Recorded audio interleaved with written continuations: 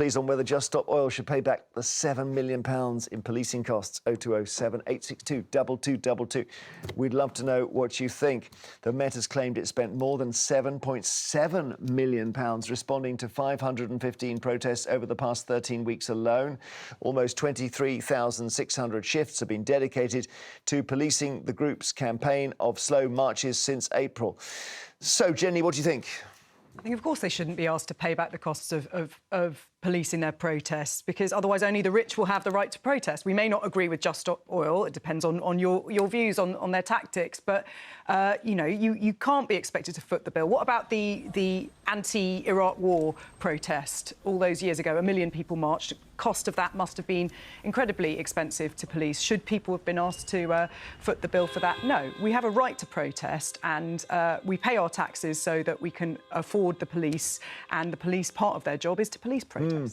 Yeah, Peter, I guess the question would be whether some of it is illegal, and certainly we've had, you know, governments even been trying to change the law to deal with it. Now, if it's in any way illegal, would that be a reason to charge them? Yeah, well, one day I was walking past the Home Office and some woman suddenly started throwing orange paint all over the building, and that must have cost the taxpayer money to clear it up, and it was clearly done by Just Stop Oil, and they should pay for it.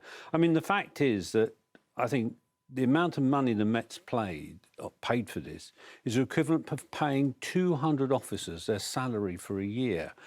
And I think most people think that is a waste of money, and that money, those officers should be spending time catching criminals and deterring crime. Is the Department of Energy. I mean, maybe... Well, there's an example. Well, it might be emulsion. I don't know. It might wash off in the rain. I don't know. Doesn't look like it. Who knows? That's you know, and then, of course, you've got to have an officer there, and the officer could be investigating a burglary. You see, it's not a one-off crime, is it, Jenny? It's a concerted thing. Yeah, That's what upsets people. Yes, but we've got to be clear here. Paying for cleaning all of that up is different from paying for the police to police the protest. And I think it is a slippery slope once you ask protesters to pay for the cost of their policing. It means that in future, only people who can potentially afford to pay for their own policing will be able to go out and protest. We have to protect our right to protest. You may not like what they're doing. If they're breaking laws, if they're doing criminal damage, get them on that. But when it comes to the cost of their policing, no. But you would charge them, Peter? I think this organisation, whatever its aims were originally, the British public have rejected it because of their behaviour. You can protest, and you can do it peacefully, and you can do it in a spraying oil on people's or interrupting cricket matches or slow walking. I mean, I went out of this studio when I was here last time, and there was a slow march going on, causing chaos. And there was somebody who wanted to get their baby to hospital. Yeah. I mean, look, yes, the simple answer, yeah, I'd make them pay. That might make them stop. Because I suppose you could then say, if you're going to charge criminals, I'm not suggesting they're criminals, but you obviously might think they're breaking the law. If you charge criminals for the cost of policing their crime, we're into a whole new thing now. So someone who's you know, committed 2 murders, you could end up with a £10 million bill for the police to investigate him. I mean, it's never been contemplated before. Well, there's a proceeds of crime. Well, that's different. I mean, we don't currently say, look, added to your jail sentence, you have a bill now for the police investigation into what you did. No, but you want to start that. No, I just don't like this mob. Yeah, and the thing is, you may not like this mob, but they have a 3-word slogan. We know from this government that 3-word slogans work. And for the past year, everyone has been saying, Just Stop Oil, Just Stop Oil. It is getting attention, which is why they continue to do this. Well, let's bring in a Just Stop Oil spokesperson, Alex de Koning, who's taken part in some of the slow marches. Do you think Just Stop Oil should pay the cost of policing, Alex? Well, thanks for having me on, first of all, but of course not. This is a ridiculous debate, if I'm honest. As one of the panel members has very clearly said, this would be the breakdown of our democratic right to protest, which is already fundamentally slipping away. Let's just contextualise what £7.7 million means, because it sounds like a lot, but it's only 0.05% of the Met Police budget. Compared to their budget, it's nothing.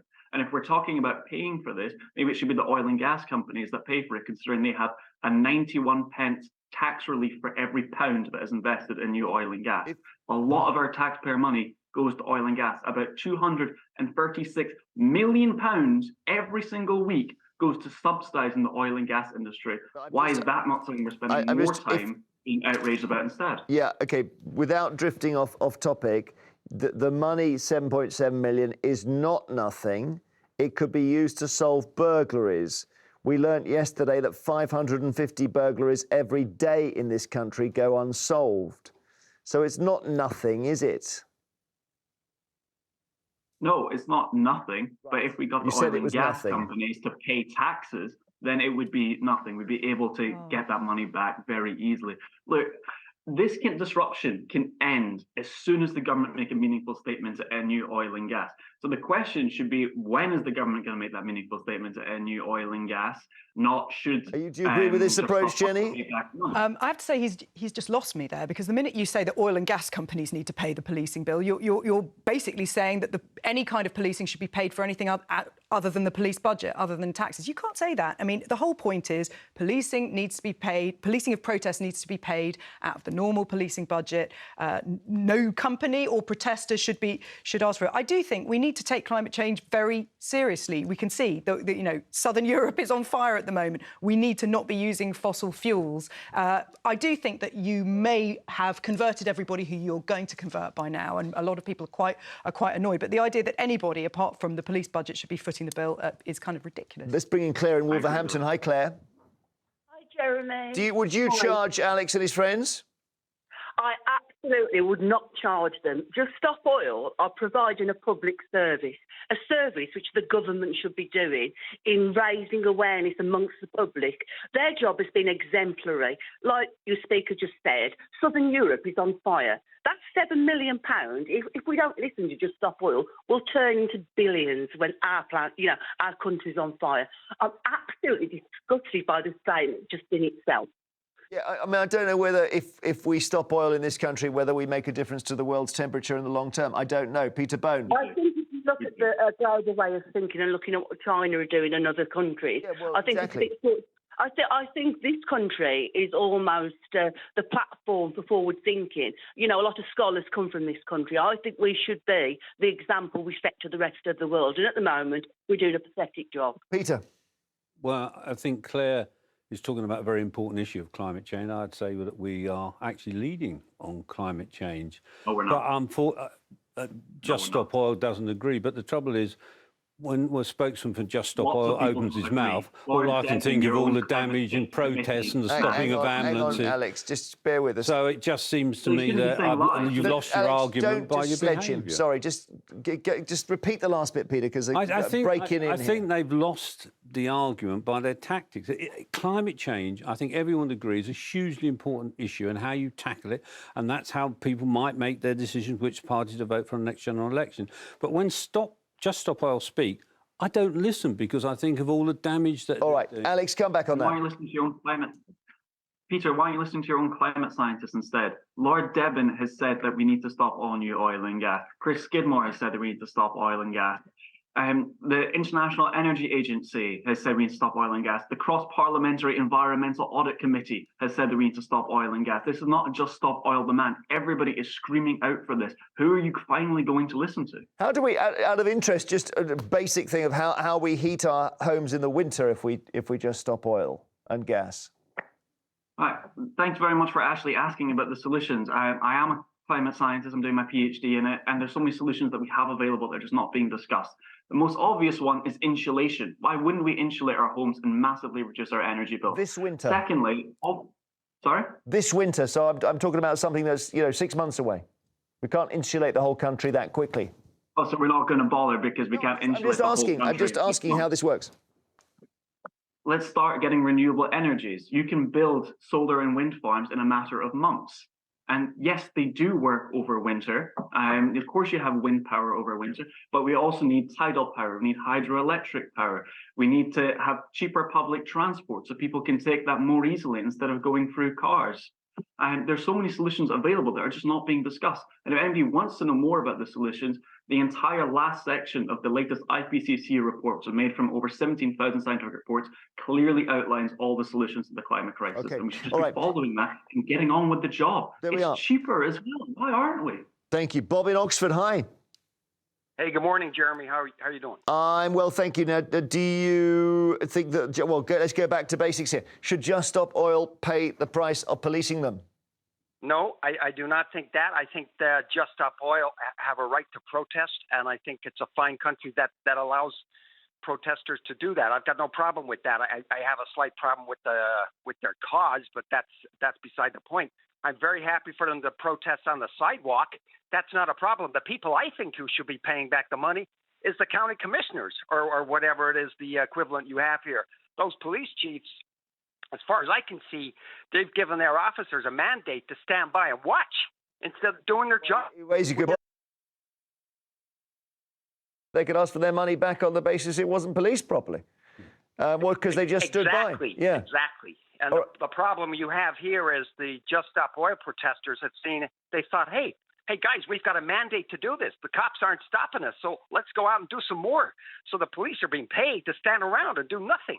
Now, I'm not suggesting they use violence against them. Of course not. But get them off the road and out of the sidewalk.